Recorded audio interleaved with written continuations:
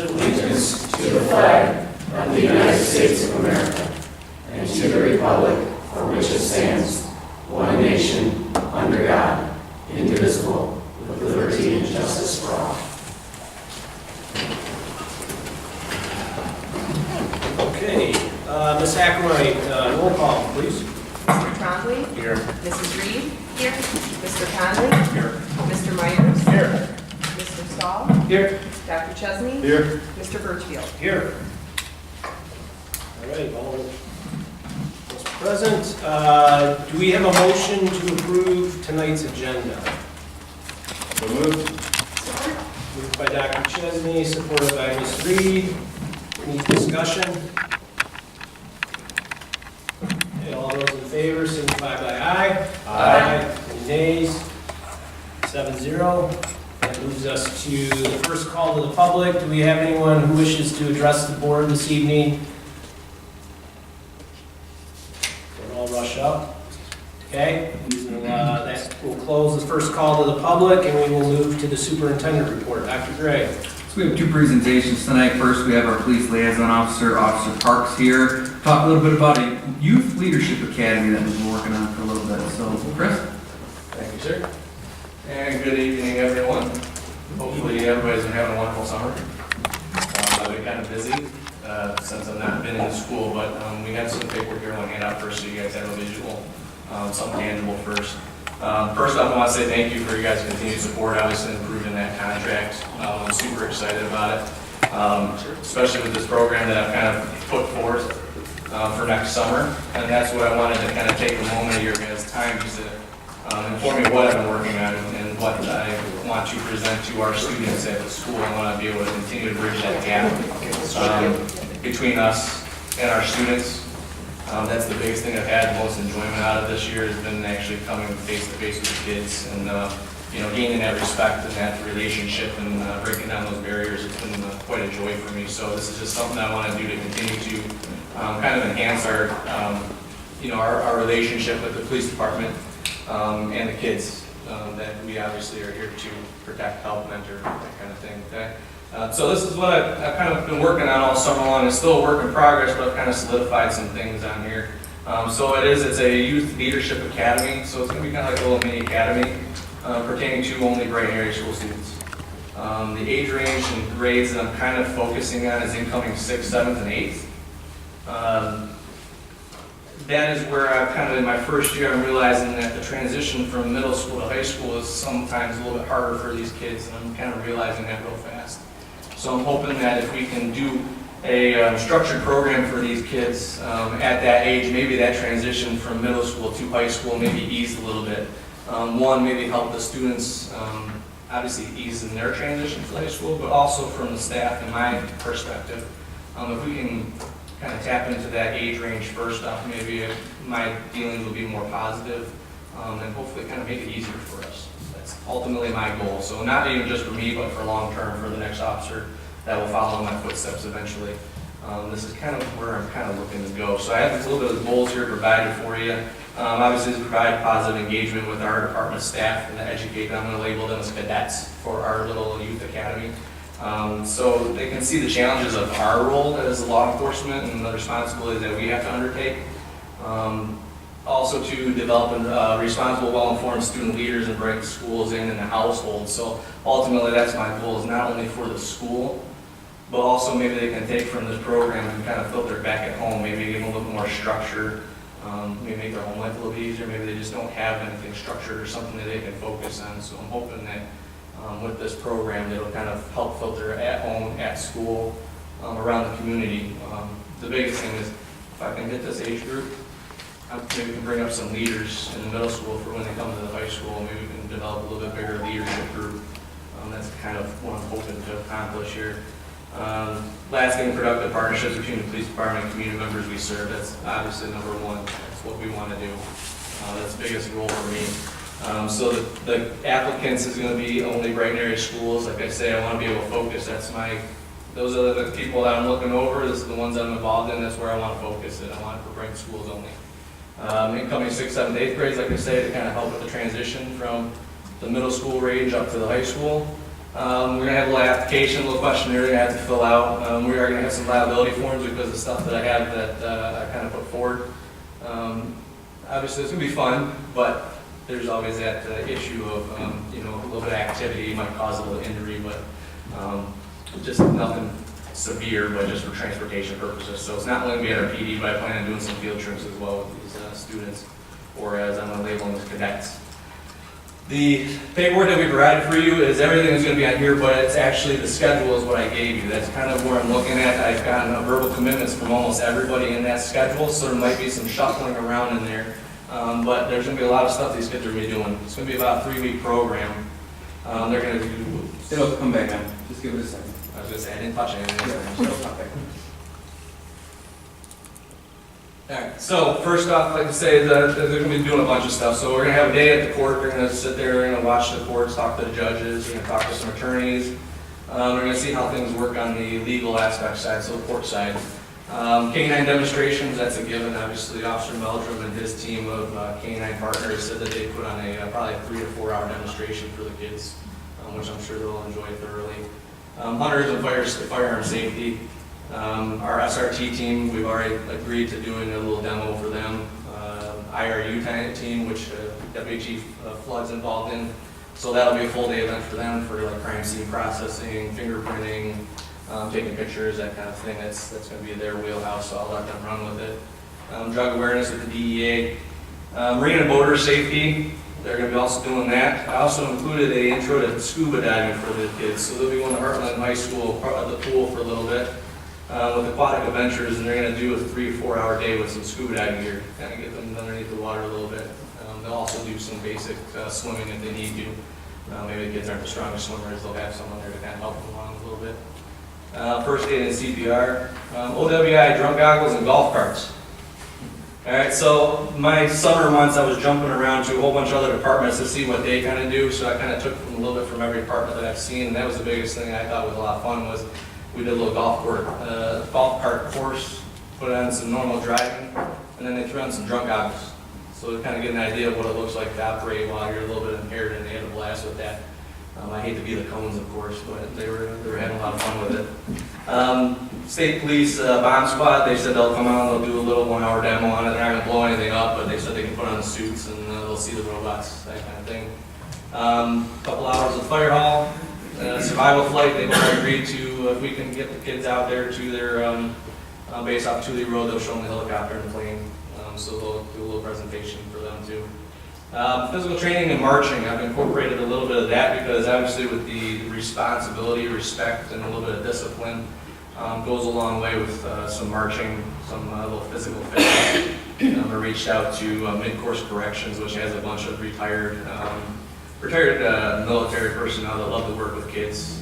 They said they'd come in and help assist, so I give it a little bit of fun for the kids, but kind of teach them a little bit of responsibility and respect, kind of like our armed services kind of provide, so we better do that than community service in the city of Brighton. Obviously, this is where they live, and this is where they play, so community service is like a mill pond cleanup is kind of what I'm thinking.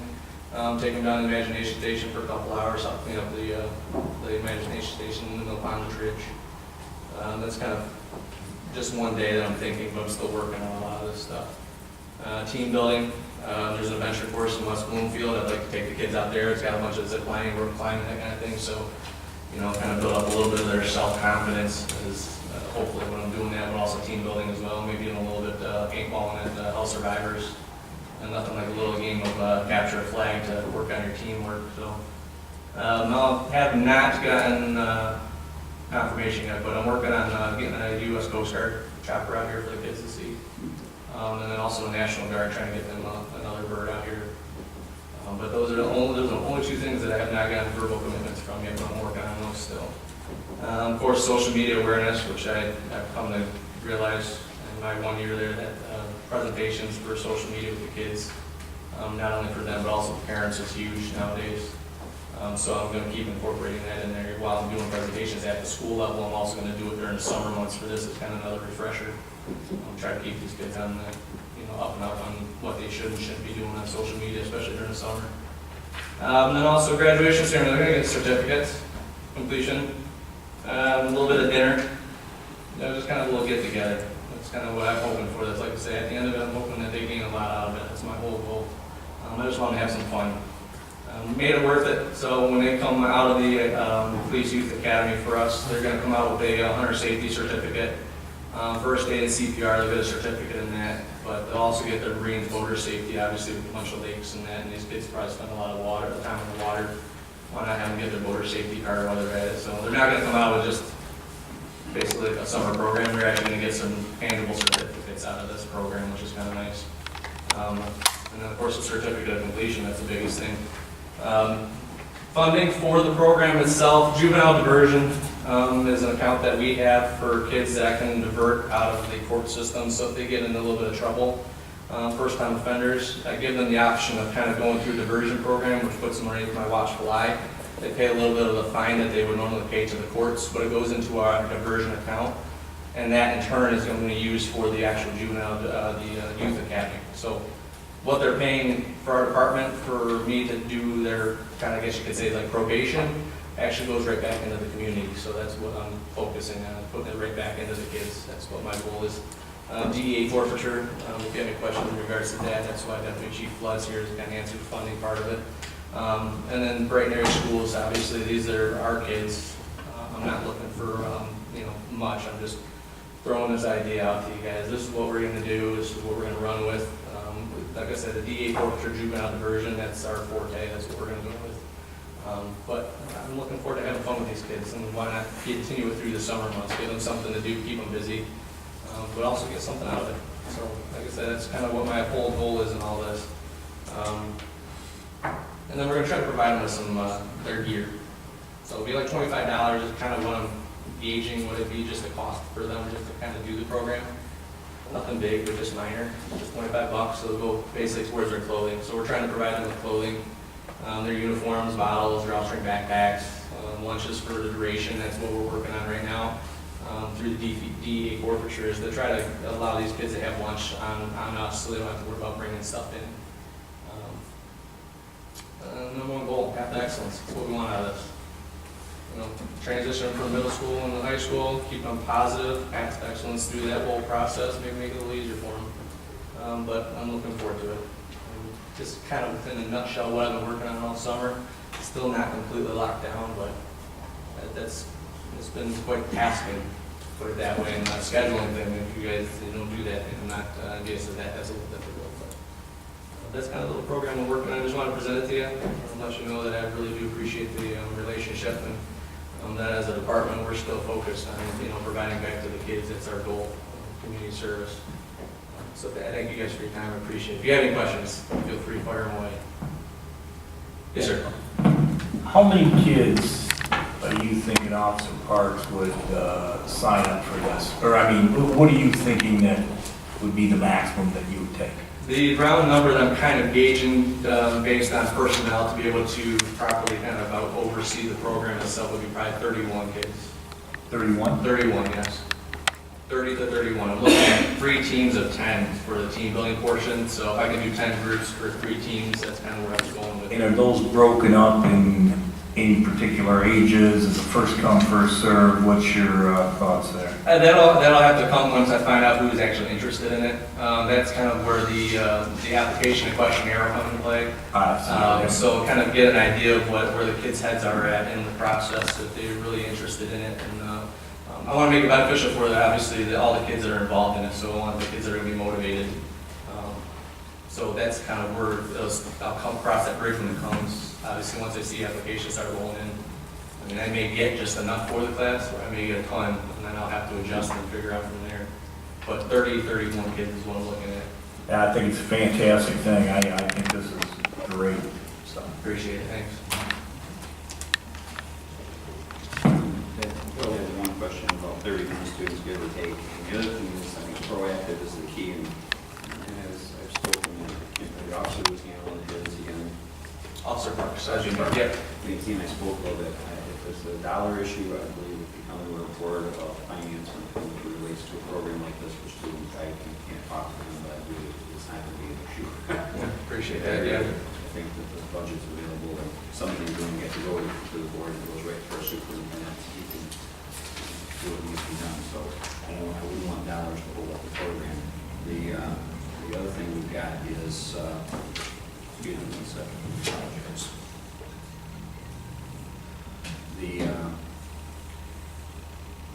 The teams of 10. So as you put these together, teams of 10, how are you going to get the students? So is there going to be a method that we're going to use to get in the program? And are you gonna, let's just say you have 60 show up and there's some more need than that. I mean, that's going to go through counseling. Have you talked to counselors yet at the schools? And Correct, yeah, I'll kind of base it off of, obviously, school involvement is huge, so there's students that can kind of relay it back to teachers and counselors. I agree with that. That will be huge, hopefully. That's where hopefully we'll get a lot of applications from, okay, saying that these kids might be a really good fit for the program. Let's do it that way. I've also reached out to Big Brothers Big Sisters Livingston County and kind of pitched that to them. I'm hoping that maybe if I maybe even pull 5 to 10 Brighton area kid students that maybe are going through that program, that they could kind of recommend, then I would pull from that group as well, kind of hoping to bring some highly motivated kids to maybe some kids that aren't very motivated but just need a little bit of extra structure, a little bit of push. It's kind of what I'm looking to. well, I think that the proactive is very important. You know, the statistics today, it was at one time, crash fatalities in our country were the highest, and now it has to do with people making some poor choices regarding drug-related issues. Now it's 40, I don't have exact numbers, but I'm using number 45,000 folks die a year, people die across the country. Now the use of drugs has taken over that, and it's higher than that per year. You aware of that number?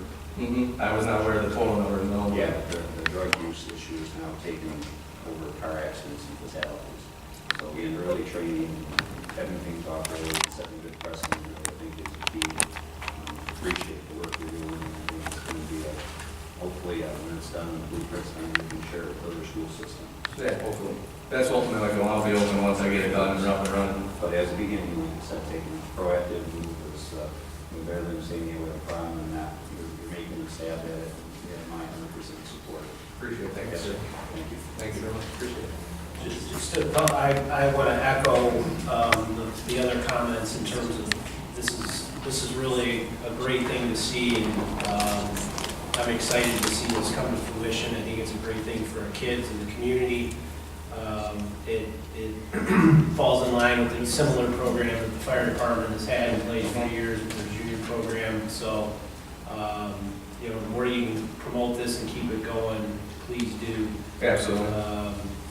The two things just that come to mind in terms of accounting for, as you think through this, because I'm assuming this is going to come into play next July, At the June, July. Correct. At the top of the schedule, I have the dates already locked in. Okay. And the schedule itself is pretty much locked into place. There may be some switching and shuffling around a little bit, but at the top of it, I have the dates actually listed on there. So this is the accurate. This is correct. Calendar for 18 then? Correct, yes, sir, that is. There just might be a little bit of shuffling on what days certain things are happening, depending on scheduling.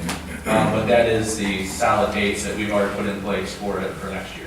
So, and it sounds like you're going to do an application process, is that correct? Okay. Yes. So I think the two things that come to mind are how we market it. So just giving that some thought of how this program is promoted, and I think there's a variety of ways to do that.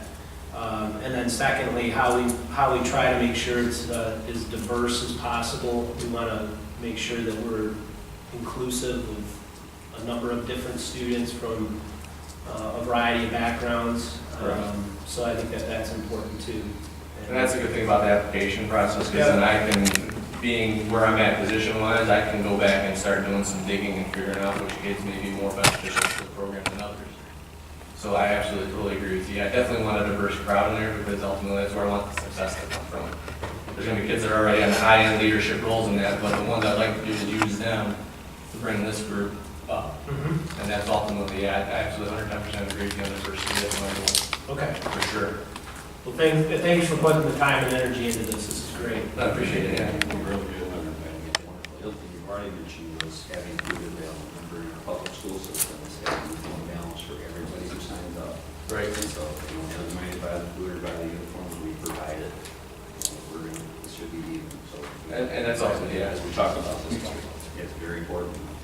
And I was also thinking, mention liability concerns. I think it's real important also for the police department to work with Dr. Gray and our department, because we have a lot of liability coverage. It covers our students when we engage in things that are supported by the school. Okay. And he can then tell you what's covered, what's not. I think most of it would be covered. Yeah. Okay, so there'd be things that will help you though, because we have to pierce through some things that may not have been done before. Mm-hmm. And exposure to the department and what the school can provide, it can work versus saying, well, this can't be cut. Well, no, we can be cut. This Right, perfect. superintendent that actually called the insurance company and said, yeah, we can do that. Oh, Officer Parks and I have met 3 or 4 times on this, so Mhm. we talked about those are good points, and those are the things that we can We'll try to do our best to get you through that, so we don't have lapses. Good thing. We'd like to hear back from you also as we get the program rolling. Talk about maybe some results, good results. We have Yeah, absolutely. And I'm hoping in a couple months I'll have I'll have most of the rest of it knocked out. I would like to have applications out in the schools by October. So I'm gonna start moving on it pretty quick now that I have the schedule pretty much down. I'm looking to have at least, applications out by October. I'm hoping for responses back by end of May. So I can start filtering through. more great opportunities for all of us. Appreciate it. Dr. Sir. Well, I just want to say, I'm very impressed by your planning, the schedule, the thought and work you put into this. It's very impressed by it. I would invite you to come visit the curriculum office, because we might be able to help with some grant funding too.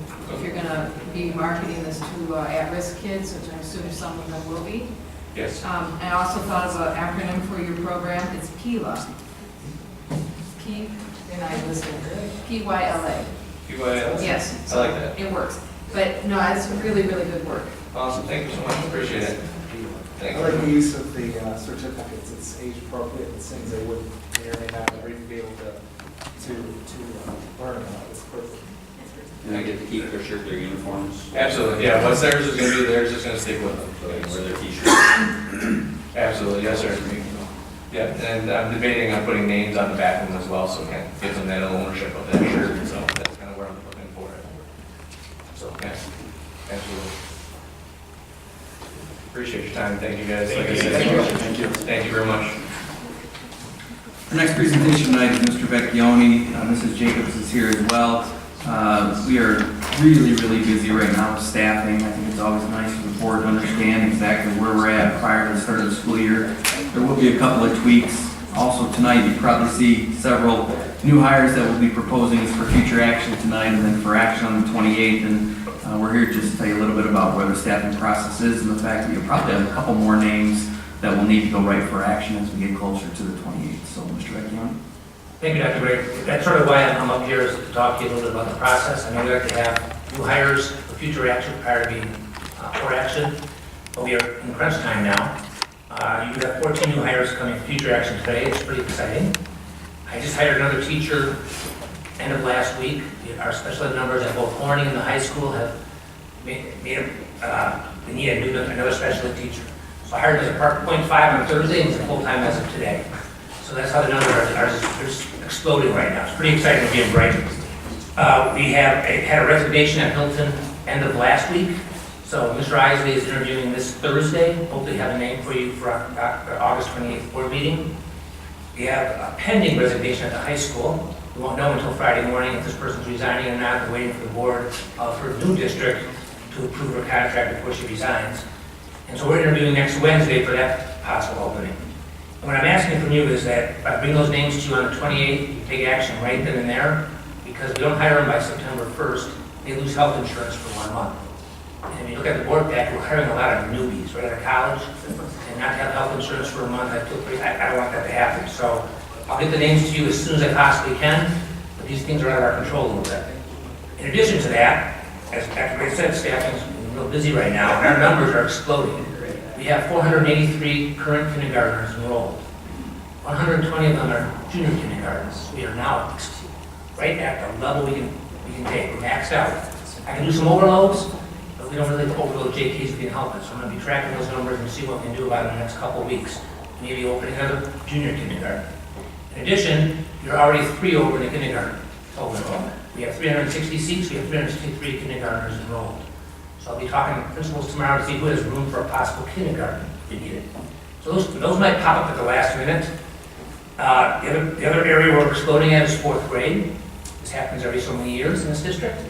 Spencer is already 8 over their maximum. They have 120 students for 4 sections. And out of the other 3 buildings, we only have about 8 seats open. So I've talked to Mr. Renner today about looking for a classroom because we're probably going to be opening a 4th grade at Spencer next week. I'm meeting with Mrs. Jacobs and Star on Thursday morning to kind of look at our numbers and kind of finalize some things. We're hoping to get all the drops this week. That's the part we never get on time. But I want to hire a teacher if we don't really need a teacher. So I do ask for some help from you guys. Come on August 28th, you take action right then on those hires. Get them hired before the 1st. That will make all of our lives easier. Right now, we are at about 304.7 teaching FTEs. We have some coaches that don't count that because they're not based on numbers. But we, as much as the enrollment's coming in, we still haven't grown that much in FTEs of teachers because they're staffing so efficiently across the district. It's pretty exciting times to be in Brighton. Another interesting piece is first time, well, in the 9 years I've been here, that every elementary is going to be 500 plus. Yeah, thank you. Very first time. So redistricting several years ago worked. They're very, very balanced. Which again, we used to have a variance of almost 200 kids between 2 buildings. So that's been very, very helpful as we balance it. It's nice too, because it keeps the staffing level of each building at that same level too, so when they do the professional development, they meet together. A question, since there is going to be much information coming and possibly at kind of last minute, is it possible to have the flow of information ongoing rather than waiting for the board package? As we hire, I'll send it in the Friday emails. Okay. So Yes, it'll come up. If we do a rec for hire, I send it to Dr. Gray's office, we'll give them to you as soon as possible. Okay. I'll give you each Friday before. We'll try to make it as easy as we can, to see something before you guys are making decisions. Thank you. What's the max number of kindergartners that we can take? Well, we can keep opening It's sections. classroom space. Well, so how much classroom space do we have? I'll know that a little bit more tomorrow, because I'm going to meet the 4 elementary principals and see who has some classroom space. Morning is probably full. I think they're done. I would say that's accurate. Yeah. Jack and I met about a week ago. Spencer is, if you open the 4th grade, they're going to be full. I'm looking at Hawkins may have a little more space, Hilton too. and Hilton may have a little more space. I got to find out where that's at. So it'd be school choice students we move around, obviously not residents. But they're all, like Dr. Gray said, they're all within that, maybe 30 or 40 students. And what about JK? What's the capacity we have for JK? JK is a little scarier because of, there's only 20 students in the class. It's the same issue for classroom space, which building might have a spot if we need it. Again, morning's out, Spencer's out. They both have 2 JKs anyway, Hilton and Hawkins each have 1. Are we turning kids away from JK? No. We haven't turned anybody away at this point. And we still have 2 more weeks of what Dr. Gray calls the rush time of kindergarten. So we have to see how this all turns out with the district of choice. This is residents too, we're getting a lot of residents coming in. Well, that's the purpose, that's why I'm asking the questions. I mean, everyone in here has heard me talk about school of choice time and time and time again. And that's why I'm gonna keep asking the questions is there's, at what point is our capacity at overload or we're underserving our own kids? If they're all our kids, so don't misquote me on that, but that's the, the in-district kids versus the out-of-district kids and what's that threshold? What can we, how far can we push that? Well, we're not going to turn any of ours down. We can't turn any of ours down, but Maybe to help answer the question, like at Spencer, for example, all their new 4th graders are residents. So that should put them over the top. So we track that. Which building, I'm sorry? At Spencer, their 4th grade, it's all residents. And so we're not getting that many school of choice offs. We're getting move-ins. Right. The high school, we're getting kids from private school. We have about 76 new high school students this year, 9 through 12. They're not school of choice kids. Well, and I won't belabor the point tonight, but I think this is something that I would challenge and ask the administration to be thinking about strategically moving forward is that this is likely not going to stop. The hospital going in, while it's not going to drive a lot of new jobs per se, it's going to be a huge boost to this area. The neighborhoods in this community are starting to turn over. So some of the neighborhoods, the Brandywines as an example, or the, name it. So I think Spencer's Palm going, yeah, Mystic Spencer's going. and Sundance. I mean, those neighborhoods are gonna start to turn over, and that's kids that are gonna be coming in. And so we have to be preparing for that long-term, knowing that there's gonna be more kids coming into the district that live here versus the out-of-district. We have several, we have an A, B, and a C, we just aren't ready to share yet, because we're not at that point. We look at all that too, we only have so much capacity. Each elementary building's capacity is 650 based on the square footage, but we've never put that many. 550 is about the max that we see. I think we had 601 since I've been here. Yeah. One building. That's pushing. Any other questions? Yeah. By percentage then, if we look at what we're looking at today, last year and the year before, what are we looking at in increase in enrollment? What is our opportunities? What's going on? Well, After we want to answer, I hate to yes, say this. if you want to look back, I can only talk for the 9 years I've been here. So we were sub 5,000 several years ago, and we'll be plus 6,000 at the end of this year. So we've had some steady growth ever since we pulled out of deficit and redid facilities. And, we've had a lot of growth. So I think we'll end up again in that 6,000 plus range, plus or minus. I don't think it'll be minus. And that's kind of where we like managing it, in that 6,000 to 6,100. So in JK and JK, we have 483 right now. Last year, this time, we had what, 460?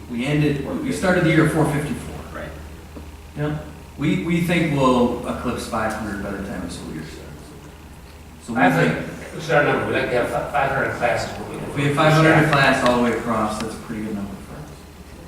Yeah. We think we'll get there. We actually have a gentle person's bet on it. I'm already out with it. $4.99. Henry's out and Star's out, so. And Dr. Wade was 9 that we're out by sending us photographs. I've heard some advertising, I've heard some ads flying to let people know about Brighton schools. I think word of mouth has been doing it too. Yeah, that too. Little movie. But that's good though. I support that. It's a great district. Get the word out that we're available and we're looking to, we're sitting in our hands and we have room for students and we're glad to have. So, okay. We're excited to, we're hiring former students of ours, so it's kind of neat. Great. Any other questions? I'll update you. I'm sorry. No, you mentioned that we have an A, B, and C plan for growth and space planning. Is that something that we can get into in a little bit more detail once we finish enrollment for this year and we know where we're at? Those are clean. Okay. Thank No, you. and I'll report back out if it's August 28th, when we're at the numbers. Thank you. Thank you, Henry. That's all I have. Okay. Moving on to Board of Education bulletins. Anybody have anything this evening? One, I was downtown for Brighton's 150th anniversary. It was kind of neat. And I did see an employee of ours working at the Bulldog Boutique Fundraising, and Dr. Gessinger. And but that's all I have to say. It looked good. Downtown looked good. And last I heard, it was still addressed to our building, so the board should be aware of that. Yep. Anything, Dr. Gissinger, thanks for taking your personal time to work on that for the school district. I really deeply appreciate it. I during the week, visited the Explorers. Dr. Sir, you want to talk about that a little bit? Just what the program actually was? Well, it's our early elementary summer school, so it's Title I funded, and students qualify for by the reading scores, but we've kind of designed it so that it's a really fun, really exciting adventure for the kids. It used to be just reading interventions and trying to improve their reading skills, but for the last 2 years, Chris Starkowski, our ELA coach, has worked with teachers in the district to design a like I said, it's a great adventure explorer camp, and it's full of energy. There's a challenge that we challenged them to help us design the new STEAM centers of the elementaries. So they spent 2 weeks researching that and writing about it and designing it. And you were able to come, and some principals were able to come on Thursday where the kids presented their prototype that they put at Hawkins Elementary in the media center. And so maybe you could take it from there, what you saw, and Sure. And this was programmed last year, they did the cleaning up the mill pond, the working in the mill pond. right, Right? and work with the Chamber of Commerce to do that work. To do that. So this year, it was, my understanding, it was a secret mission to make STEAM centers for all of the local elementaries. And so these young boys and girls came up, and they were waiting for us to escort us in and to proudly show what their inventions and creations are and how they would set up a STEAM center in each of the elementaries. And this would be the Lego area, and this would be the biology area, and they just really took to the project. It was really kind of interesting to see everything that they did. There was a young lady who she had a display set up on what the inside of a baseball was. So she and her parents had cut a baseball in half and talked about that just in terms of science of what happens with what's inside of a baseball. So it was phenomenal. These kids were enthusiastic. They drew us in. They actually came out and escorted us over to their posters to show off their posters and their work. And it was just very fun and very interesting to see. And kudos to all the teachers who were involved in the program too. I'm just writing an email to that group to have them come and do just a quick update for you guys at the next board meeting. Hopefully they will, if not the first in September. But, what's amazing is these are our lowest performers. And kids going into first grade, second grade, third grade. There's probably 60 of them. And the way they grow through the week, you think they are shining stars of the elementary. So it's kind of leadership training as well. So it's amazing. Yeah, they are. I think when you find context that's interesting for kids, that is interesting, a project that they can work on and they can gravitate towards, it just allows them really to flourish, and they absolutely just did a wonderful job. And they even improved their reading skills. They just didn't really know that was the focus. Because they did, yeah. So, very good. So, nice job, well done, Dr. That's it. Bill? Mr. Yeah, Brown? I was just wondering with Maria's time on Saturdays, that maybe sometimes she could show up for graduation. I know that's $185,000 a year. It'd be nice, I'm sure, to have her there for the students, since her title is Assistant Superintendent of Finance. Thank you. Let's try to keep personal comments within each other, please. I've got 4 things, actually. I missed the last meeting, so I'm sorry to throw a bunch at everybody, but the first one is, if we can kick this to the policy committee, that'd be great. I feel like, and I've had conversations with several other board members as well, that we need to reevaluate our contract, our policy on contracts, and the threshold for contracts that come to the board. So what is that threshold? What defines what comes to the board? And then secondarily to that would be currently services, and that's pretty broad, do not go out for RFP.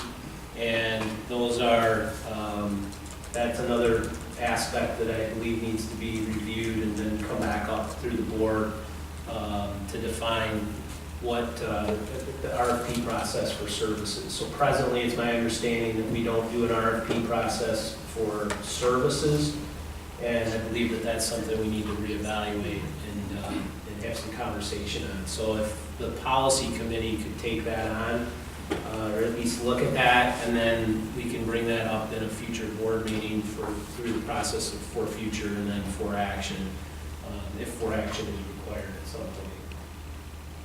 Before you go on? Yep. Just, can we ask questions along the way instead of? Sure. So by contracts, what specifically are you talking about? Are you talking about personnel contracts or contracts for work being done, or what are the contracts?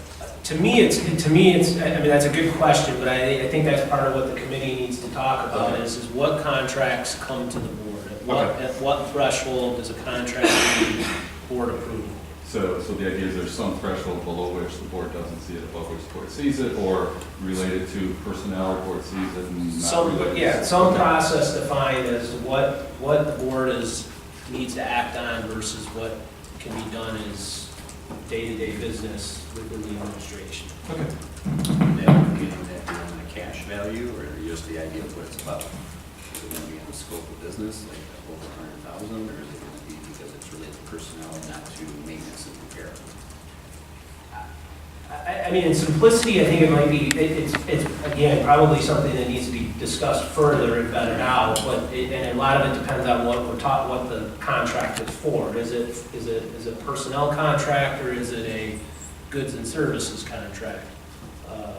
And so I think that's, I mean, we enter into a lot of different contracts, and we hear a lot of different conversations, but we don't see everything that comes to the board table, and what is that threshold that needs to come to the board table?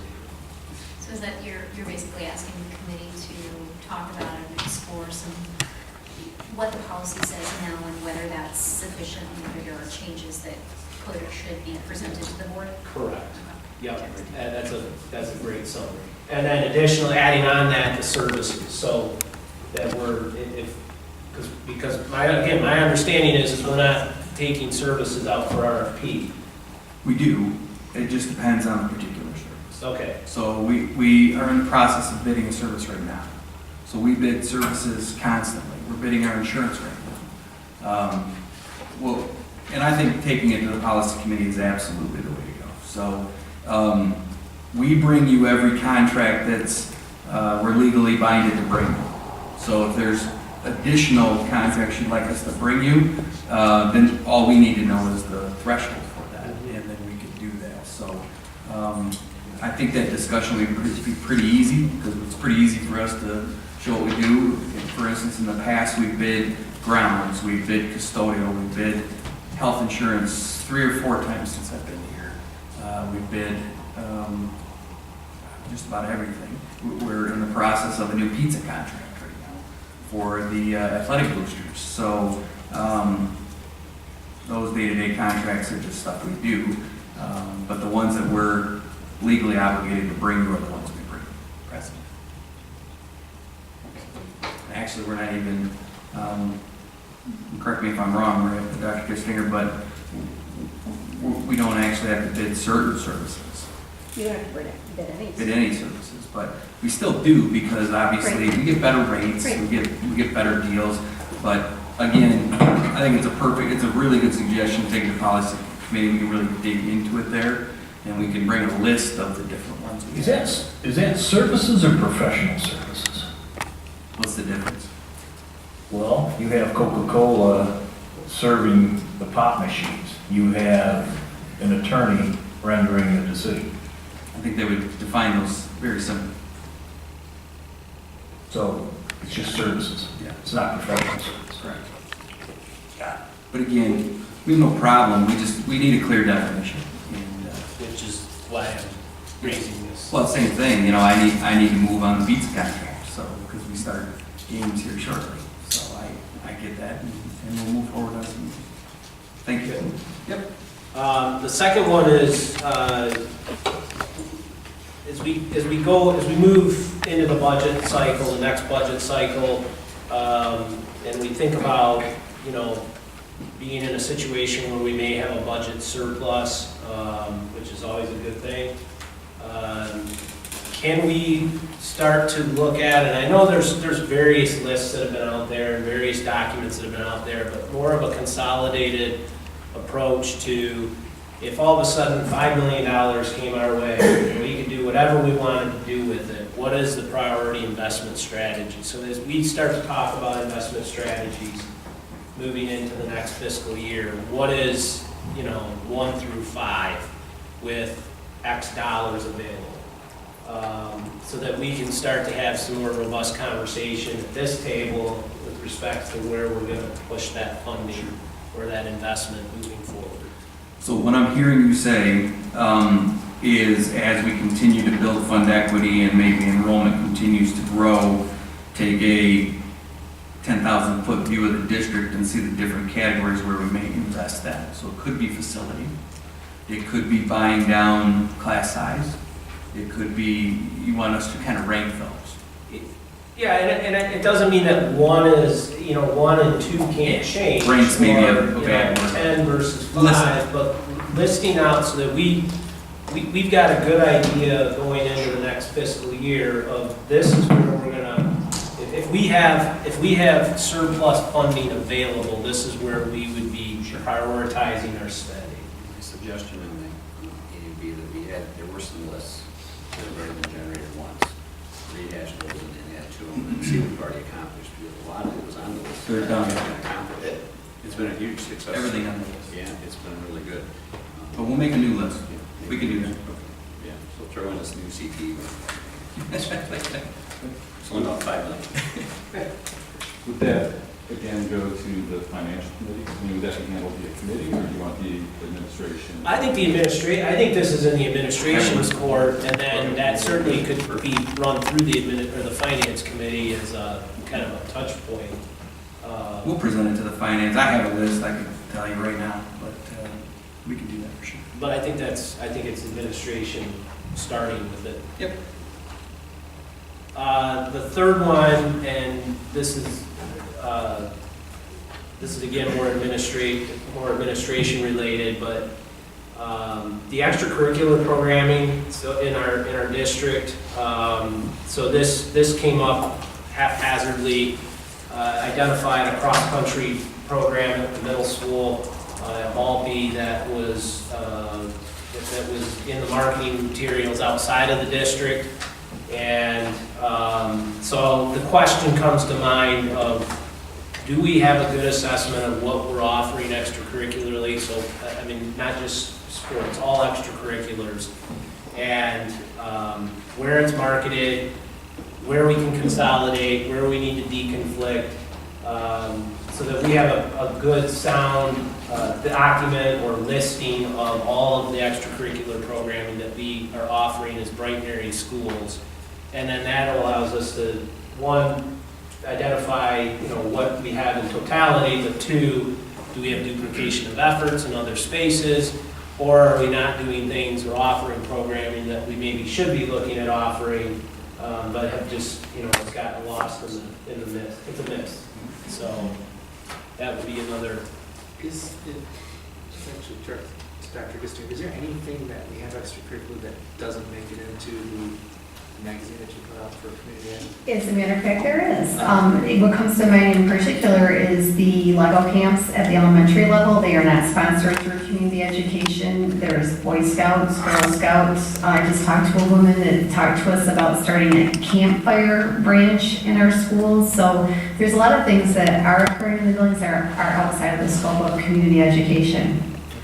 What I'm hearing though too is we need to look at the athletic offerings as well.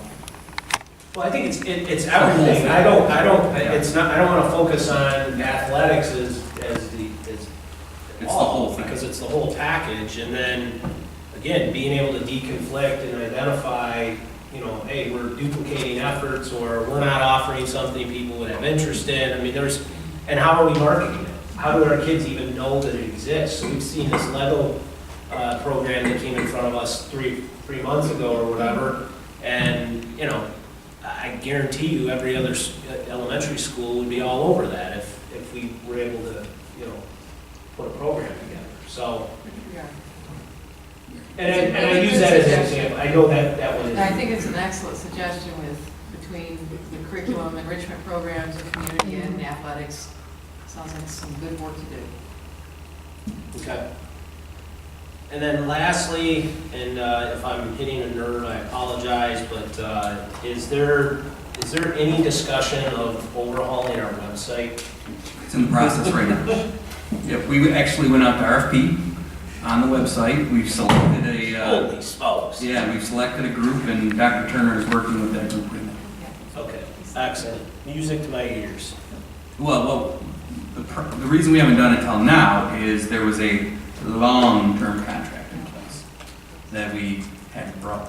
It it was just a long-term contract. So we were with that company for over a decade prior to any of us being here.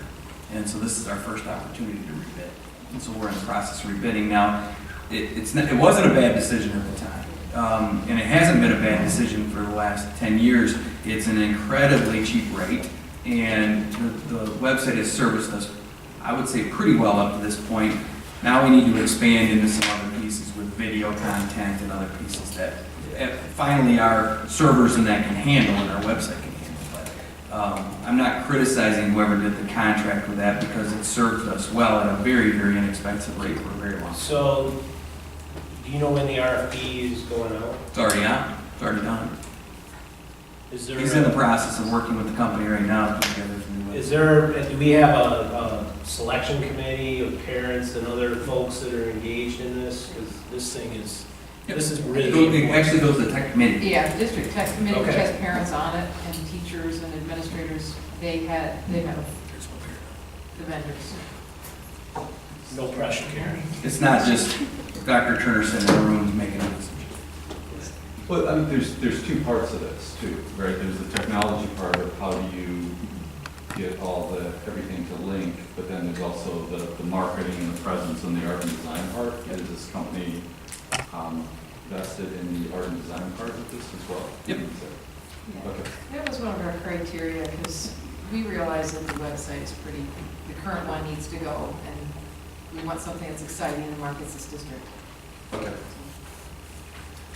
Dr. Turner and I have probably spent about the last, along with Dr. Suri, about the last 6 months working on this. So, and that's why we built the RFP through the tech committee, went out to the market, got some bids, and then vetted all the bids through the technology department and the committee, and that's where we're at today.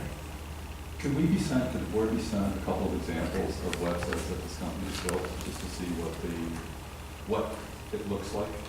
What the product is that they create? It can be for anything, but just to see what it looks like.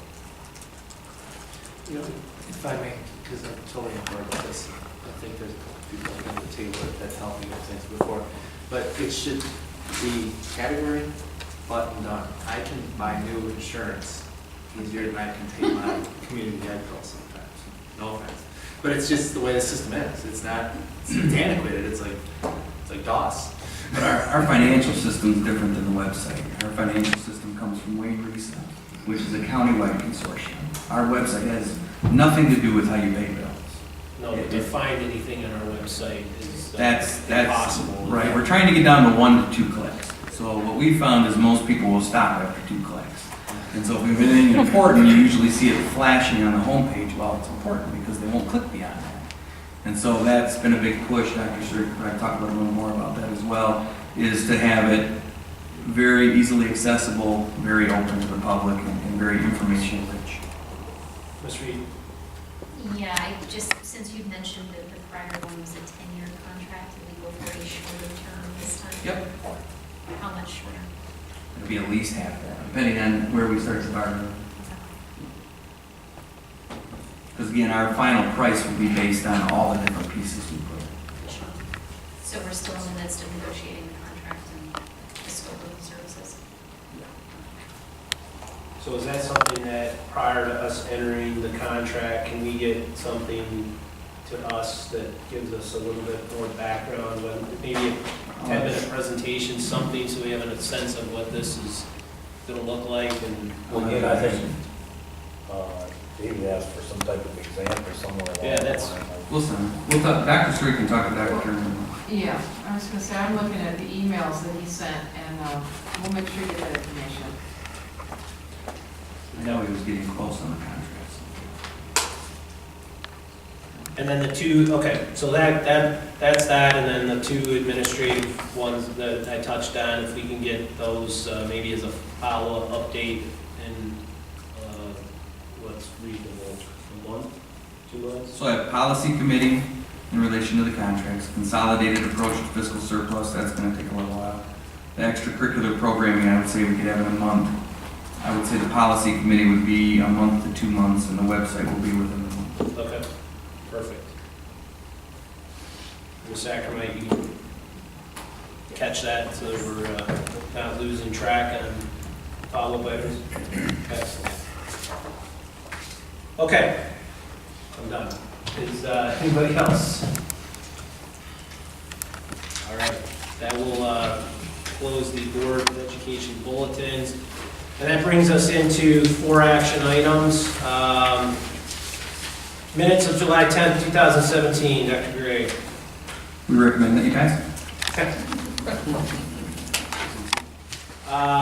Do we have a motion to approve the minutes from July 10th?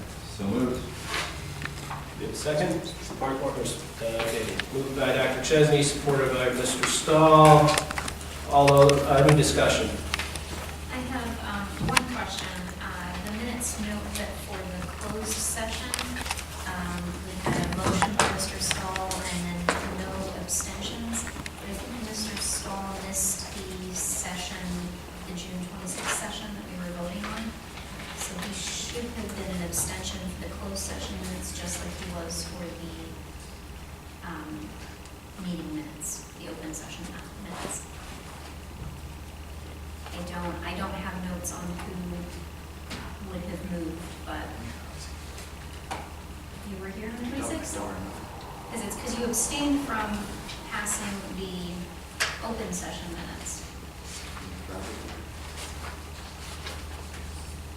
You're talking the closed, are you looking at, Yeah, I'm looking at closed session, that's section 13 of the minutes.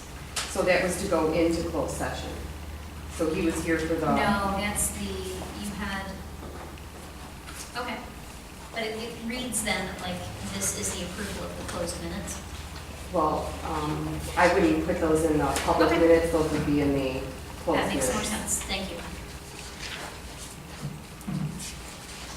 Anyone else? So the bottom, just for clarity there. So Mr. Stahl Made a can, motion. made a motion He just that can't we could go into closed session, Yes. which is independent from voting to approve the minutes from the closed session. That's accurate. Okay, want to make sure I understood. Thank you. Okay, all those in favor signify by aye. Aye. All those opposed, and 1 abstention, so 601. Item B, VESPA tentative agreement, Dr. Gray. Had this for several weeks now, and I've received 0 phone calls. We'd recommend that you accept the TA or LOA for the Vespa group. I did talk to Mr. Fleck, who is the president of that particular unit, and he said that the contract, this TA for them actually passed overwhelmingly, and people are genuinely pretty happy about it. So it's a win-win for the district. Could you explain overwhelmingly, please? My understanding that one person voted. 50%? Yeah, way over. They've got that many members? Well, 50% is not a number, so. Check. But yeah, I have enough. Okay, do we have a motion to approve the VESPA tentative agreement? Motion? Motion by Ms. Reed, supported by Mr. Conley. Any discussion? Yes. I think we discussed it as the increase in pay is 56,000. Right around, So as a unit. that's fine. And that increase then will be on that the following year, or we voted that again? We bargain every year with these Okay, so technically it's not going to carry forward automatically. things. Everything financially is, when you have a financial and benefit reopener, everything's in the every year. Thank you. Any other discussion? Okay, all those in favor signify by aye. Aye. Any nays? Passes 7-0.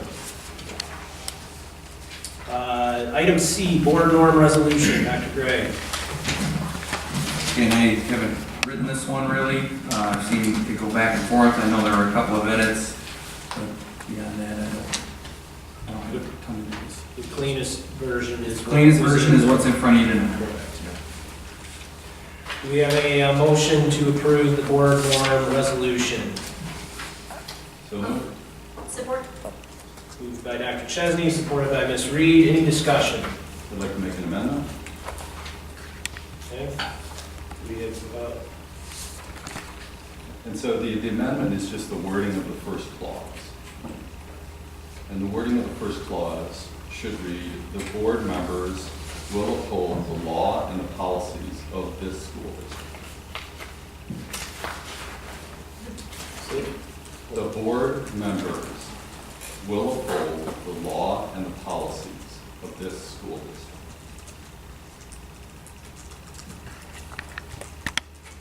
So basically getting rid of 4 words. And its is deleted, and seek to is deleted.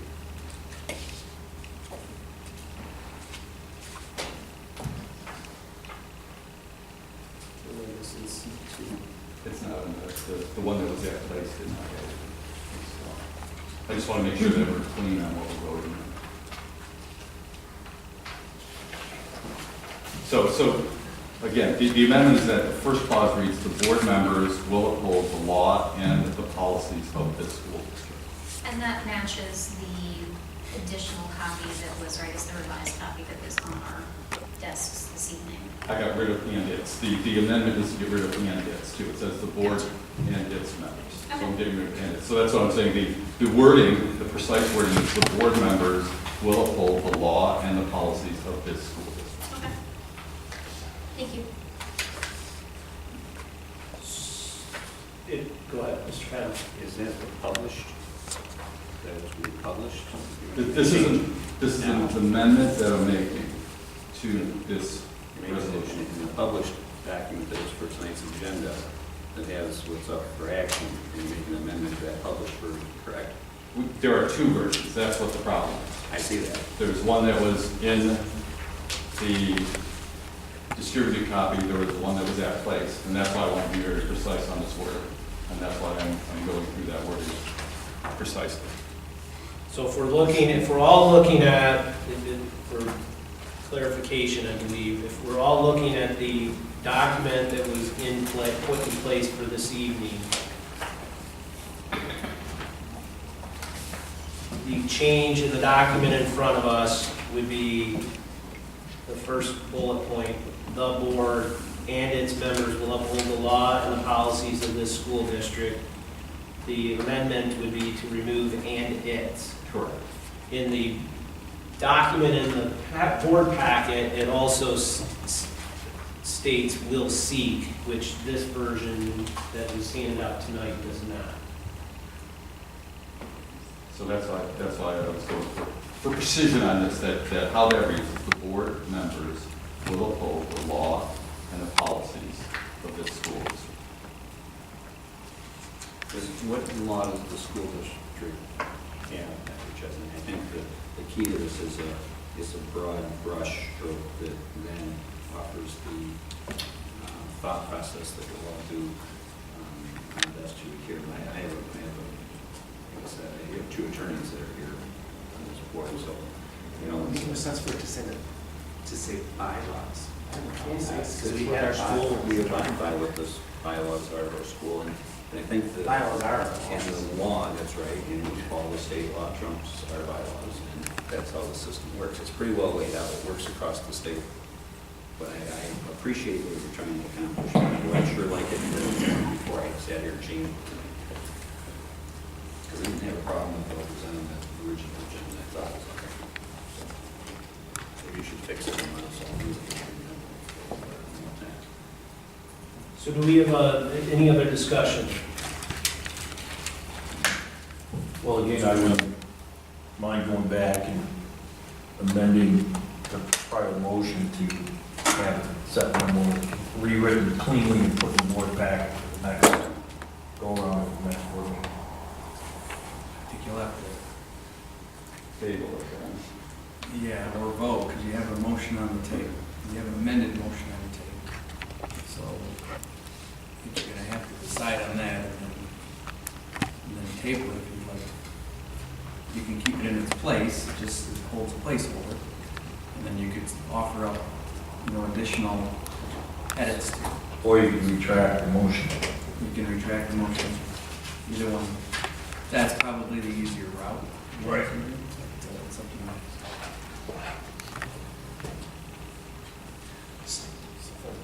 clarify, if it's retracted, then we, let's say, Just say stays we in want its this spot. changed and bring it back. Well, I think what you should do, if you're going to do that, is you would retract the motion, and then you would table it so it stays as a placeholder in this particular spot, and then you could send edits, and that would be a part of the recommendation for the next meeting. So let me ask this, because this has been on the agenda for quite a period of time. Are we, based on the subtle changes that are being proposed or amended here tonight, are we gaining ourselves anything by pushing it out another 2 weeks? I don't think we're hurting anything by pushing it out in 2 weeks. Again, my point is, I'd like it to see, instead of having 2 or 3 different copies for this board packet, I'd like to see it written, put in there, voted on, the right particular wording should be in there. And then again, if anybody has any other comments, I suggest get them there before it goes to print. Well, it's effectively what we're doing, right? By his amendment, he's changing it to what we want, we say yes, and we vote on it. 'Cause I don't know, I don't see anything else, in my opinion, that might changed. I don't know, that's up to everyone else.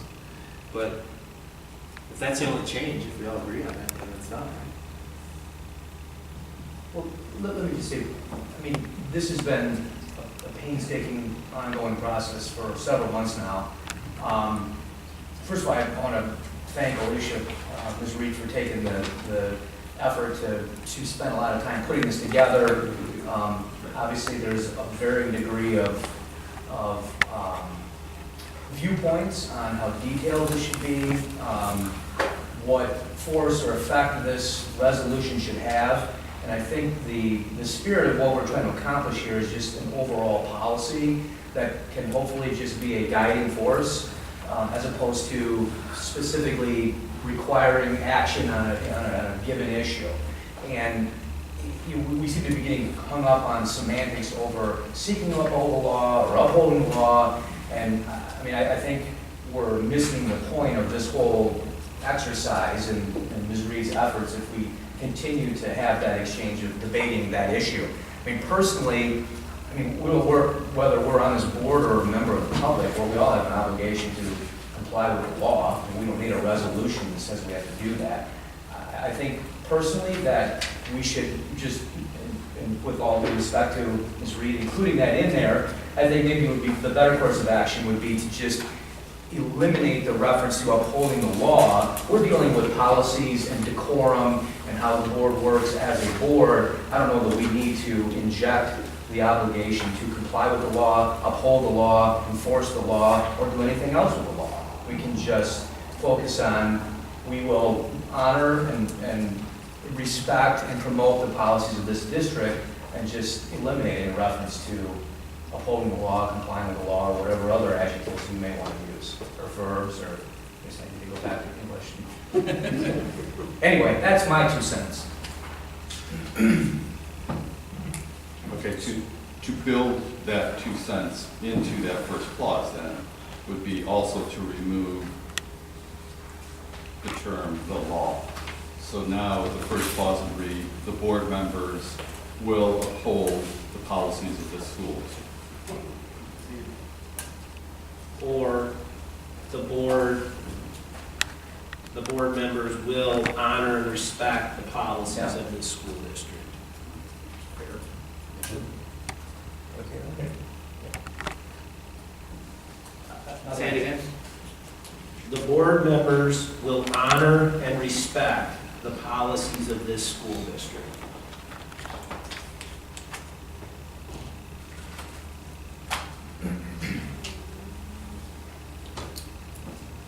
So now we're at a point of, do we have a motion to amend the original motion for this proposed change? I mean, I would make that motion to amend, to include for that, what you just indicated. Okay. Yeah, that would be my motion so that we can deal Thank with you. it and move on. I'll second it. And I think that we should continue with the vote rather than tabling. So we have a motion to amend the original motion to account for the new language, which is the board members will honor and respect the policies of this school district, and by Mr. Myers, and it was seconded by Mr. Trombley.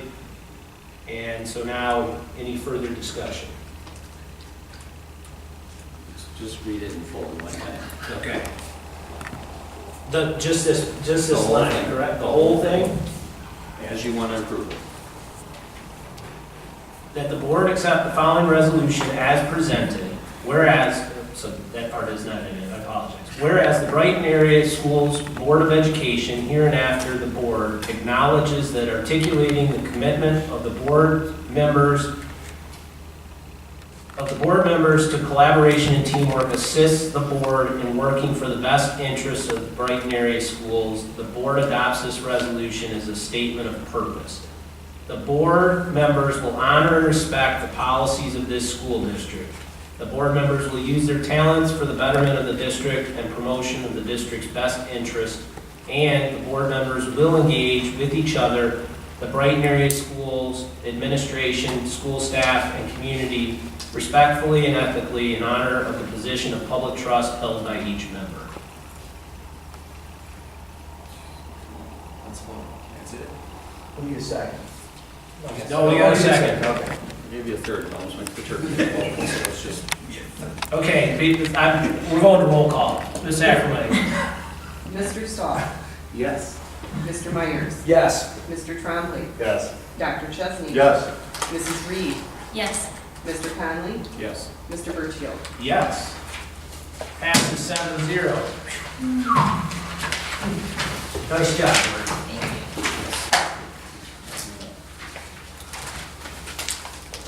Okay, that completes the 4 action for this evening.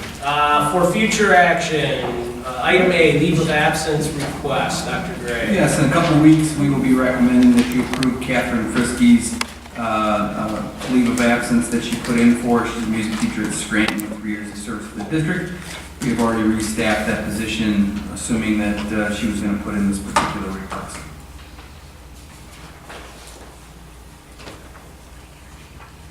Any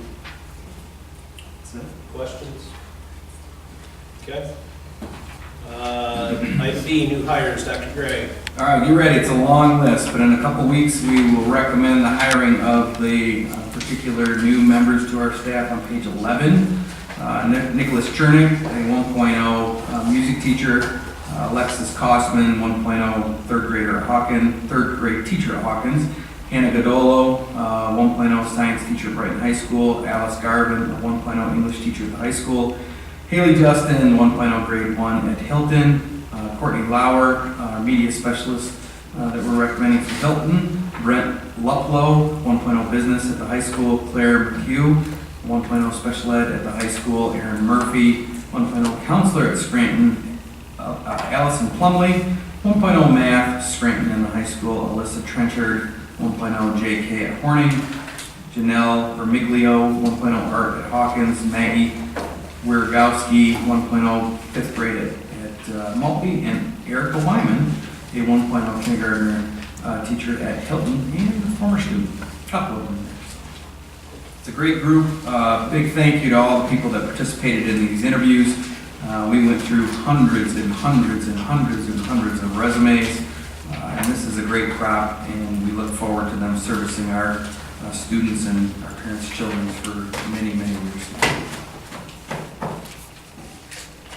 Dr. Gray and Mr. Vecchione, too, if you know, there's a few names that look very familiar in here. And we talked about how many are coming from within our district. So of this list, like I know Ms. Wiergowski was a classmate of one of my daughters. And who else on this list is Lyman is one. Those are the only two this right now. We just hired Jackson Armstrong, so, Yeah. that's 2010, Jackson Armstrong. special ed teacher. Oh, okay, cool. Used to be an And we're A. interviewing another one next week. Okay. And is Courtney Lauer that you know? Courtney Lauer was a teacher for 7 years in a different district. She was actually our technology integration specialist that worked through Barton Mallow in the district with Tracy Richards. Okay. that's So what I think. Courtney had been with our district for 3 years in that capacity related to the bond. We actually sought her out in terms of this position. She is going to be a wonderful addition to Hilton Elementary School. It was a tough sell, but we got her, and we're pretty happy about it.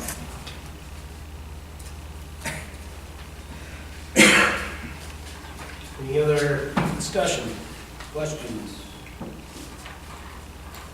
Okay, item C, LED lighting proposal. It's kind of on hold. We had another company come in that would like to propose a bid to us, and obviously we want to get as many perspectives on it as we can. I know they were in the district today and last week counting light fixtures, and we should have something from them in the very near future. Mr. Trump. What's gonna be the drop dead date that you're gonna quit accepting proposals? You know, I have to talk to him tomorrow, so I'll reach out. I would think that they should be done by the end of August at the latest. So then if someone else comes in and wants to do the same thing, they have until the end of August Yeah, to that's fine for me. get it to you and get it prepared. Yep. So the end of August is the, Yeah, at that point, we're gonna have to make some decisions as a well, and that's why I'm trying to Yeah. push this issue to the point of, you know, when do you stop? I would say the end of August is ideal for us. You know, that, we'll get kids into school, that'll give us some time to vet it in September, and then work through it from there. The installation of this, if we were to move on any of it, could happen in the evenings on a second and third shift. So I'm not worried about the installation, not worried about it preventing the start of school, any of those particulars. Correct. I'd rather just get the best price, the lowest amount of payback for us, and really comparable items. Have we done a formal RFP for this? No, we've had a couple of groups come in the past, so we explored the one, and we had a second group come, so we've reached out to see if there's any other groups, and we haven't heard yet. What does reach out mean? So we looked for different companies, we searched it, we searched to see if there were other companies that did this particular type of installation. We haven't found really any other viable options than these two. So But there could be. what I would suggest, if we're gonna go through this effort, and I agree with Mr. Trombley that we need to, I mean, this is one of these things that we don't wanna just keep regurgitating over a long period of time, but if we're gonna truly look into this and have an interest in pursuing, then we do a formal RFP and request anybody that wishes to pursue the opportunity to submit, and then we review and make a decision from there. And we can put a timeline on that, but it seems to me, if we're talking this size of a contract, at least the early numbers that I've heard, that we would be foolish not to do that. There's two school of thoughts that would, in my opinion, that would go wrong, maybe a little bit different. Number one, if a company is coming to Brighton area schools to give us some innovative technology that they may have, something of that nature, and they would bring it to us with like the first company did, with a cost savings based on their technology, based on their work, and they bring it to us. We don't go out and solicit them. They come to us and say, hey, this may help you. I would think that maybe down the road, if every time somebody did that, we grabbed their information, then turned around and wrote an RFP and put that back out, that may prevent other people, because some of that stuff is preparatory, and, you know, they kind of like, not that there would be anything that wouldn't be disclosed ultimately here at the board table, but the fact that, you know, they try to maneuver around their competitors and things of that nature with what they have to offer. And again, if we're, and you really can't compare apples to apples, because each, you know, one manufacturer may make the products, another manufacturer may buy them from someone else, and repackage it in a different, different packaging, and then come back to us with maybe cheaper labor rates or whatever it might be. I just don't want to discourage people from coming to us with ideas, but I don't want them to think that, hey, if you come to us all of a sudden, we're going to grab everything they got, ship it back out in RFP and say, here, look at this, who wants to bid on this type of service? Or this type of program. And that's my only concern. I think that's a fair concern, but at the same time, we are talking about a substantial amount of money. And it's an amount of money that, if it was for, say, a new boiler, we would definitely want to RFP or at very least get a number of quotes on that. So I certainly wouldn't want to route around those protections, those safeguards that help ensure that in the interest of preserving the public trust and taking care of the dollars that we've been entrusted, we should be asking those questions and making sure that the guy that comes to us and says, hey, you weren't asking for it, but I have this cool thing for you, is still charging us a fair price for that service or that product. Well, but don't forget, in this particular instance, we as Brighton area schools aren't writing a check to them. But we are. Not to them. We're still paying the same costs that we would pay our monthly utility bill. They're only coming in and taking a portion of that as a savings based on their products. I disagree. And the reason I say it is it's kind of like another energy fund. We're agreeing to $20,000 it was for the next 7 to 10 years. And we could close school, we'd still be paying that $27,000 for 7 years because we signed that contract. I'm more interested in a company that'll sell us the product. If we want to do our high school, buy what we need for the high school and do it ourselves. Then we've got equity. That's my scare with it. I love the lights. I like the idea. I mean, LEDs are the way to go. The company installs a lot of those. But I don't want us to end up in another situation where it's another energy bond type. This isn't another energy bond. And if you look at the numbers that were brought to us earlier tonight, it doesn't appear that we're going to be closing any schools soon. I believe it's a 5-year payoff. It's what we pay per month for a utility cost right now. That's what we're paying, and that's what we continue to pay for the next 5 years. And I doubt that those costs are going to go down from an energy standpoint, any amountable money that we won't see it. And don't forget, by the way, what we're also benefiting from this is at the end of those 5 years, once it is paid, and again, it's not coming out of our pocket because we're continuing to pay the same amount of money that we pay anyways, we start reaping that savings for the next however long this project lasts. And in the meantime, we are not paying for maintenance costs to relamp or to fix that fixture if there's a failure either. I still feel if we're locking in at a cost, I don't know what our energy bills are in those buildings every time, but I know they can go up and they can go down. We can get a better deal or we can get a worse deal.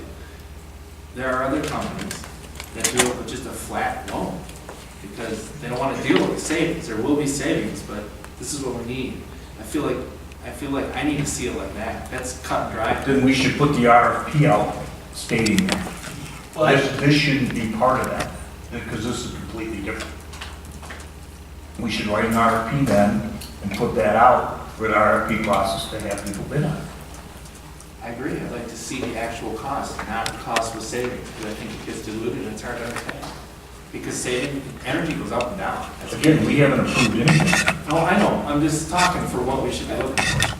To me, what I'm hearing is we're not even clear what we want, or necessarily, want to go after. So, we're not here to make a decision tonight on, the pros and cons of this service or that service.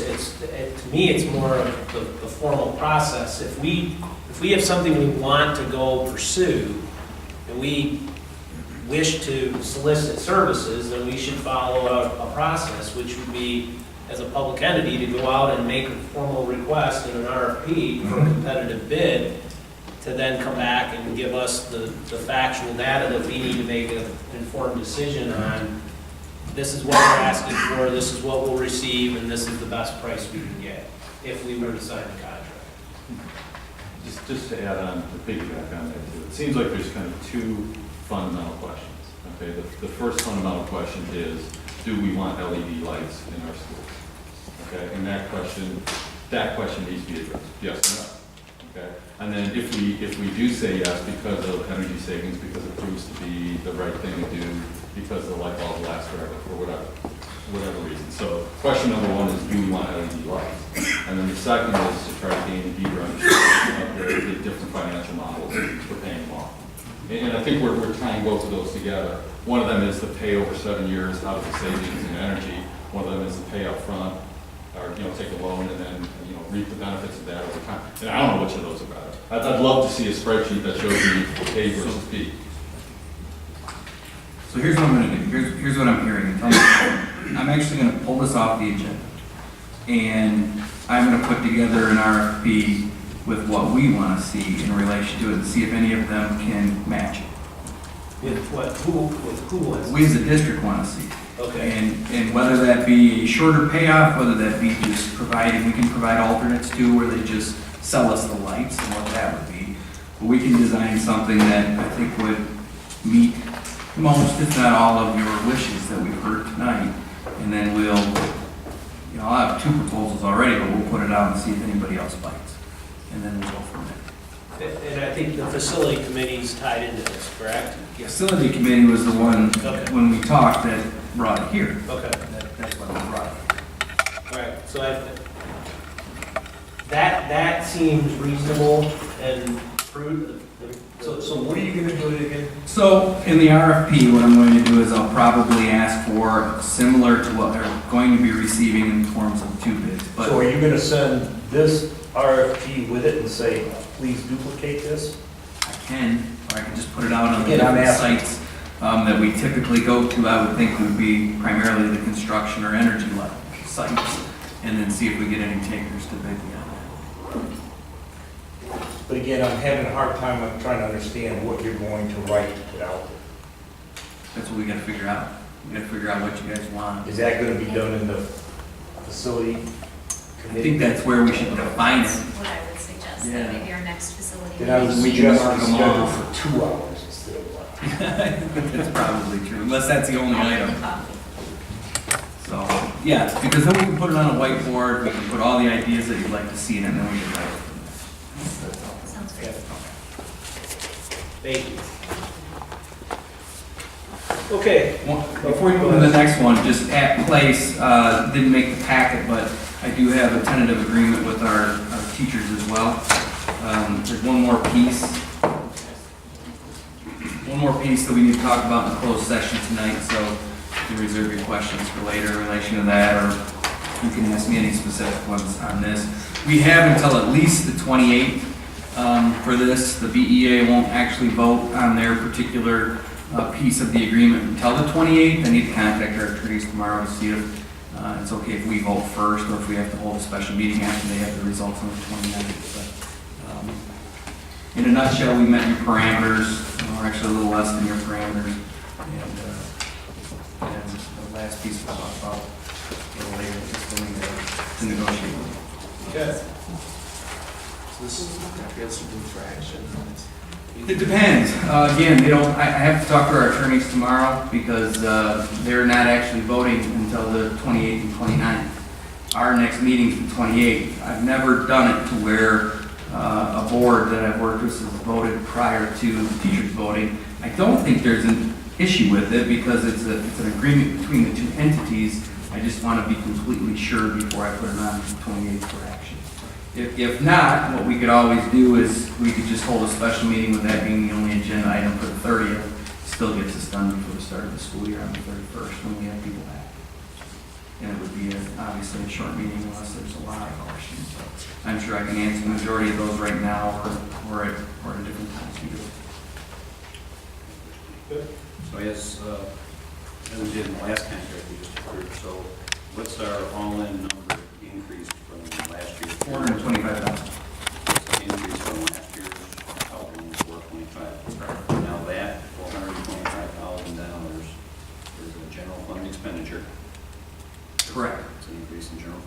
manager, and the pay increase from last year was fixed, or this is substituting and understanding but not. The last one is fixed. This one has pieces where, again, in the actual language, it depends on when we complete the contract. Yep. Okay, so by percentage, what is this an increase? On the scale, 1%. Okay, now that 1% increase also costs us in other areas, so the 425, does that include our health and insurance? It's everything. It includes everything. Everything. Yep. And if you recall, the increase from the state of Michigan this year was about $1 million for the school system. That particular unit's about 60% of our organization, so we're right in line with the parameters that we use. We're actually a little under. That was our per pupil funding increase? Yes. And then last year's increase was how much did we do last year? Under $500,000.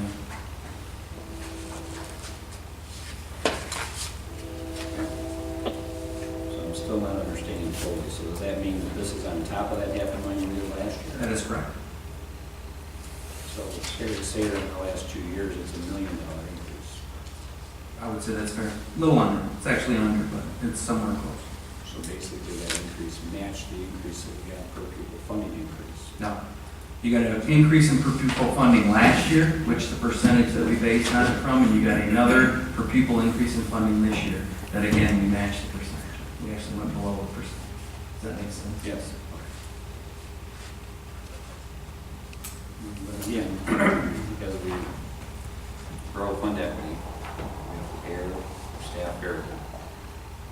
The fund equity growth still, and we've talked about it before, is because of the increase in taxes from LASA, the $2 million increase, 1.7 and 1.8 million.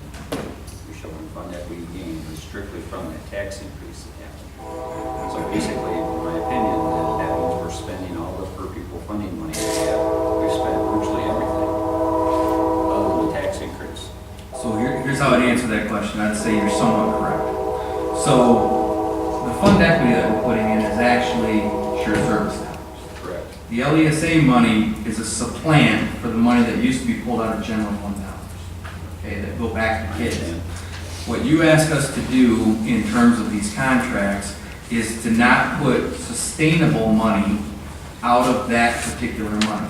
So if you told me tomorrow, can you come up with $1.8 million worth of reductions that isn't sustainable, I could say I could double that in terms of the district. Because we've done a lot of things that I think have enhanced the district that are up and beyond what I would call sustainable dollars that you would see on any kind of a salary schedule. I'm supportive. Yep. Anything that's good for students. Yes. So, but the reality is, though, we're going to be in a position that because we agree to this contract, should we see that come up where we can't get the gain in the general fund and storing up of fund equity, then we'd be cutting programs to students again. In order to achieve, wait a second, this is just an idea. Circle back around, we'd be cutting things to students to maintain the current budget, or we'd have to cut our pay to our employees that we've already agreed to in the contract, which doesn't happen. Again, I somewhat agree. Everything we've bought isn't just programming. Right? There are different things that we have bought for the district. One-time expenditures that is Which I not, support. that is not programming. If you look also at the tentative agreement, if no agreement is completed by August 31st of 2018, negotiations move that salary schedule back, where we start negotiating that percent. So again, there are safety provisions in case the state's economy were to take a turn for the worse. There's a couple other things that we talked about. Yeah, we put those pieces in place because I knew you'd ask me these questions. So that's why I put them. And I mean that with all due respect. I mean, they're good questions, they're real questions. A year and 3 months that I have left in this position. This is what we did prior. I realize we have other sources of income, but I saw Brighton put itself in a position that it spent every dollar it had coming in. And then I saw things hit the bottom when things changed where the same money didn't come in, the student count wasn't there. So the recipe is that as long as the student growth continues, as long as we continue doing good work, and people continue to sign up and want to go to Brighton schools, this will perform. In the absence of that, though, if we flatline or we decrease a little in student enrollment, then we expenditure, we have to have an expenditure that won't align with what we have plans for. So I would just share with the board that, again, that this isn't an expense that in total calculation is, between last year and this year is $1 million. If you add in the year before, it's a little more than that. And that's very important. Again, we take care of our folks. And I see we raised our base pay, which is very important to me. When I started this project years ago, we were paying teachers that they couldn't survive at, which is ridiculous. How do you get a good teacher? Okay, so that I see good things are happening, but we need to remember how sensitive that balance sheet could be. And it may not be when Dr. Gessinger and Dr. Gray are here that this problem comes up. But we know the shared service programs continue to wind down a little. It increases in gross revenue, but it's decreased in net significantly. We're down about $2 million. Where at one time we were $4.5 million. And which, again, I'm not saying it's going to go away, but it's continuing to reduce itself. And I would like for the board to be fully aware of how close this number is. Realizing we have 10-year commitment from our voters that will give us $1.8 million from LASA. That money's coming in. But remember what the voters voted for. I know it's substituted money we already budgeted in the black. But the voters of Livingston County said we are looking at LASA and special education millage specifically. We spent $1.8 million in special education in the last year in addition to what we already were spending. That answers no. But we had funded it correctly from the funding source. We were underfunded in that program. I understand that also we had $6 million plus and we took the money. Now we say now it's balanced closer to being balanced. May not be balanced yet. Right, we're still funding it. It doesn't have enough in what the cost of it is. So indirectly, it does open another account up to have more funding in it. And I would share with you that other school districts got LASA funding as well in Livingston County. And it appears that a percentage of all of those school districts got raises, and the funding that was available to make the raises came from an increased tax through LASA. And it appears to be that case. Again, I haven't studied their books like I did in the old days, but I may just do that. I'll do an overlay like I did years ago before I was a board member, and I can tell you exactly what's happening. So that could happen in the future. So that's what I have to say about it. And again, we're fortunate to be able to do this at this time. Thank you. That's all I have. Okay. Actually, to close that topic, I'd like to thank Mr. Trombley and Dr. Gray for their tremendous amount of work and time and commitment to getting this contract where it is today. So thank you very much. Good job. Board committee reports. Do we have any board committee reports this evening? Mr. Stahl. On the facilities committee, we spoke about the stadium wall. We came up with an idea on how to fix that, 4-inch split base wall that will go on the front of that wall. Getting some estimates on that. We're not going to go that direction. Have you changed it already? The estimates are huge, so we're looking at some Ryan Liner stuff and some other pieces. Some more discussion on this one. Okay. I have a question on that issue. Board Member Trombley asked the day ahead, in the weeks following, in the months following, and he asked you to make sure that this was taken care of and the school didn't have to pay for it 2 and 3 times. Now, I'm hearing already that, and I heard the superintendent shoot it down almost instantly, just a second, of an expense that was going out that we didn't think we'd be incurring on this particular situation. So I'd like to know why you didn't, because you're in charge of this, I understand, push the issue with the vendor to get this fixed without being expense to the district. Because the reality is, whatever we pay for, we'll take money from the general fund, which, as you know, we all promote getting it to the students. And this is truly another expenditure that may not help the students. So if you could explain. Yeah, the history behind it is I wasn't on this board or any committee at that time when this happened. So I inherited it when I got here. And we did make a deal with them. We paid less money than they were asking for. And I know what you're talking about, the invoices that went out. Dr. Gray and I came up with those numbers. I think they were more than fair. And that was it. It was my decision to make at that time, and you can agree with it or disagree with it. We paid them $80,000, so. I don't remember the number, but No, somewhere around there. Yeah, it was $80,000. Just to clarify the one point though, we haven't paid anything out of general fund for this wall. We're going to need to. No. I can't pay for it. twice? We will be talking to the vendor about this. That's what I want to hear.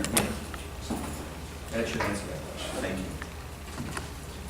Some work update that we discussed, painting was real close to being completed. Fan in the fitness center, I understand it's been installed this last week, that was the report, working well. It is. Fieldhouse scoreboards, there's a consortium pricing within the districts for those, we discussed the pricing on that, and it's well in need. Mr. Trombley and myself took a visit to the fieldhouse and kind of decided where they could go. The newer ones are longer, or I should say wider, and not as high, and it makes it easier to place them in different areas where you truly can see these things, so we spent some time doing that. And the other thing was discussed was batting cages at Maltby. We all agreed that it was well needed, and again, that would be consortium pricing that would go towards those. That's about the end of that meeting. Would the batting cages be considered a safety item or a luxury, or why would it be? A need, because we've had so many, I mean, this one is just about ready to fall down, it gets so much use. I think we decided it was more of a need.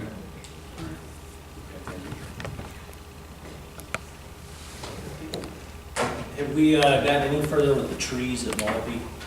Yeah, well, actually, obviously in the fall, we're not going to plant anything in the dead of the summer. We've reached back out to the company, we're looking for in-kind work, we're probably going to do some York raking. That was a suggestion out of the facility committee. At probably Scranton and Spencer, we need some work up there. I don't foresee putting more trees up there. We might consolidate the ones we have into the corner. The actual sprinkler systems now are working well, so we'll probably reestablish that particular grass up there. And that should be good shape from there, so we're going to do an in-kind with that particular thing.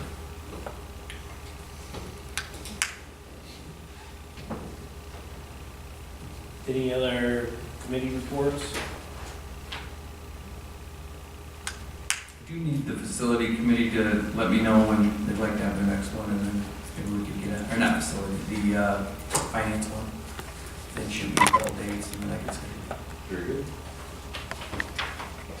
Okay, that takes us to the second call to the public. Do we have anyone who wishes to address the board for the second call to the public? Okay, that'll close the second call to the public, and we will, Dr. Chesney. Make a motion to enter closed session for the purpose of discussing negotiation strategies connected with PTA bargaining unit, inasmuch as the administration has requested a closed session.